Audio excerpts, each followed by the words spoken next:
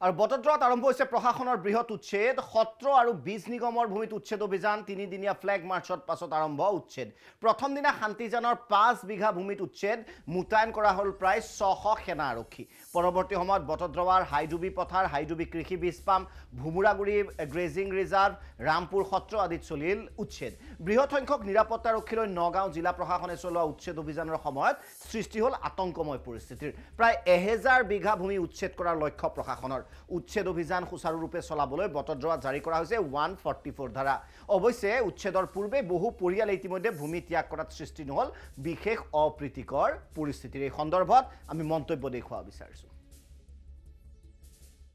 বটদ্ৰৱা উচ্ছেদৰ সম্পৰ্কত মই আজি ৰাতিপুৱাই খবৰটো পোৱাৰ পাছত মই তাৰ স্থানীয় বিধায়িকা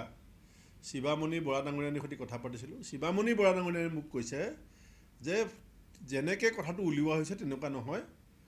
উচ্ছেদ হ'ব বুলি পেলাই নটিচ দিয়াৰ পিছত মাটি খালী কৰিবলৈ তাৰ ৰাইজক কৈ দিয়াৰ পিছত চবেই মাটিখিনি খালী কৰি দিছে অৰ্থাৎ যাৰ যোনে বেদখল কৰিছিল তেওঁলোকে চৰকাৰক সহযোগ কৰিছে কিন্তু চৰকাৰে গৈ মাটিখিনি সমজি লৈছে মোক বিধায়ক ঘটনাটো হোৱা নাই পিছফালে চলি আছে এভিকশ্যন যিখিনি হৈছে এইটো প্ৰায় 1500 মান বিঘা মাটি আছে এইটো আমি যিখিনি ডিষ্ট্ৰিক্ট এডমিনিষ্ট্ৰেশ্যনৰ পৰা খবৰ পাইছিলোঁ যে সেই মাটি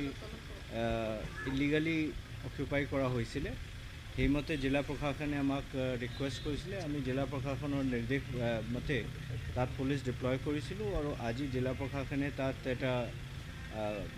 অভিযান চলাইছে উচ্ছেদ অভিযান চলাইছে এইটো এতিয়া পিছফুলি চলি আছে প্ৰায় 75% মান গতিকে কোনো বিশেষ আসলতে অপ্ৰীতিকৰ পৰিস্থিতিৰ সৃষ্টি হোৱা নাই গতিকে উচ্ছেদ অভিযান বটদ্ৰৱাত অব্যাহত আছে প্ৰায় 1000 বিঘা ভূমি উচ্ছেদিত কৰা হ'ব